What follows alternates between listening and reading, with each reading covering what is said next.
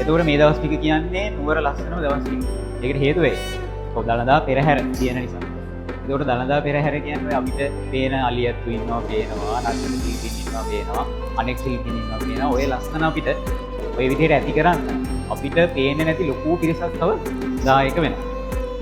එතකොට අපි ගත්තොත් ඔය දළදා පෙරහැර මගින් ලෝකෙට ලොකු ලස්සනක් විචිත්‍රභාවයක් ඇති කරනවා. ඒ වගේම ඕක මගින් දළදා පෙරහැර කියන්නේ බුදුන් වහන්සේ වෙනුවෙන් කරන දළදා පූජෝපහාරයක්. මොකද උන්වහන්සේ සියලු පූජාවන්ගෙන් පිටු ලැබීමට යෝග්‍ය වෙනවා. හරි. එතකොට ඒක විතරක් නෙවෙයි ඕකේ බෞද්ධගේ උරුමය ගැන, සංස්කෘතිය ගැන, චාරිත්‍ර වාරිත්‍ර ගැන ලෝකෙට කියනවා. ඊට පස්සේ සංචාරකයෝ ආකර්ෂණය කරගන්න ඕක ලොකු හේතුවක් කියලා තියෙනවා. මම හිතන්නේ ලංකාවට ලොකු සංචාරක පිරිසක් ඒ කාලෙ වෙද්දි මේ කාලෙ වෙද්දි එනවා මේ පෙරහැර බලන්න. හරි. එතකොට ඔය ලස්සන ලෝකෙට පෙන්වන්න. එතකොට අපේ රටට අභිමානයක් ඇති කරන්නේ ඒ දළදා පූජෝපහාරය වෙනුවෙන් පාරාතු ගාන කෙනාගෙන ලොකු පිරිසක් දායක වෙනවා. අපිට පේන්නේ නැති පිරිසක්. එතකොට මම දැක්ක මේ පාර ඔය පොලිසිය හමුදාය වගේ ආරක්ෂක අංශවල 8000ක වගේ ප්‍රමාණයක් දාලා තියෙනවා. ඒකට ගොඩාක් තැන්වල දාලා තියෙනවා. බල සමයට දකින්නත් ඇති. එතකොට ඒක ලොකු කාර්යභාරයක්. හරි. මොකද වාහන එනවා ඒවා හරියට සැලසුම් කරන්න ඕනේ. ඒවා දාන්න තැන් හදලා ඒ තැන්වල මේවා කරන්න ඕනේ. මිනිස්සුන්ව චෙක් කරන්න ඕනේ. ඔක්කොම සැලසුම් කරන්න ඕනේ. පොඩිවත් අඩුපාඩුවක් එන්නේ නැතුව. ඒ වගේම මම දැක්කා පොලිස් බවුව දාලා ඉන්නවා. හැමතැනම මේ දාලා එකට දාලා චෙක් කරනවා. ඒකට එතන ලොකු පිරිසක් ඉන්නවා.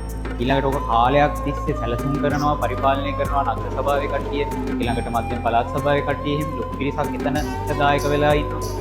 ඊට පස්සේ මම දැක්ක වෛද්‍යවරු ඉන්නවා, වෙනම වෛද්‍ය කණ්ඩායම්. ඒකට ඒකේ මිනිස්සුන්ට වෙනම ඉන්නවා, අලියතුන්ට වෙනම ඉන්නවා.